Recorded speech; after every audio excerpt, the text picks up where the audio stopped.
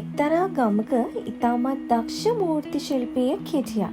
දිනක් ඔහු පාරායන තිබුණු ඉතාමත් අවලස්සන රළු කළු ගලක් තමන්ගේ නිවසට ගෙනාවා. අසල්වැසියන් ඔහුගේ ඇහුවා ඇයි මේ වැඩකට නැති ගලක් ගෙටගෙන ආවේ කියලා. ඔහු සිනාසේ නිශ්ශබ්ද වුණා. ශිල්පියා සති ගණනාවක් තිස්සේ මිටියෙන් සහ කටුවෙන් අර රළු ගලට පහර දුන්නා. සමහර වෙලාවට ගලෙන් කෑලි කැඩිලා යනවා. තවත් වෙලාවකට ගල රත් වෙනවා. මාස කිහිපයකට පස්සේ ශිල්පියා මුළු ගමටම ආරාධනා කළා ඔහු නිර්මාණය කරපු දේ බලන්න.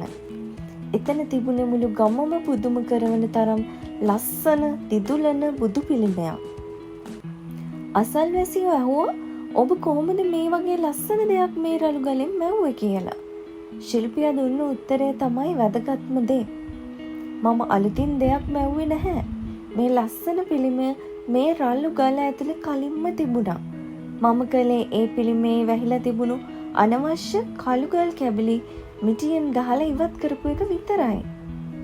මේ කතාවෙන් දරුවනේ ඔයගලන්ට දෙන පණිවිඩය ඔයාගේ ජීවිතේත් හරියට අර කළු ගල වගේ.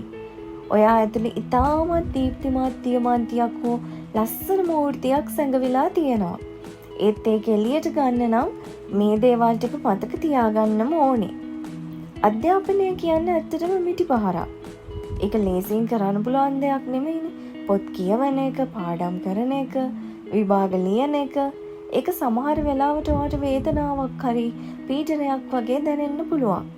ඒත් මේ මිටි පහරවල් වැදෙන්නේ ඔයාගේ ජීවිතයේ තියෙන අනවශ්‍ය කම්මැලිකම, නොදැනුවත්කම ඉවත් කරලා ඔයාව වටින කෙනෙක් කරන්න.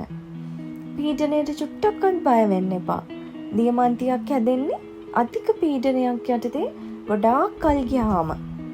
අද ඔයා විඳින මහන්සිය හෙට ඔයාව මුළු ලෝකයම දකින දීප්තිමත් තරුවක් බවට පත් කරනවා. ඔයා ඔයාටම අභියෝග කරන්න.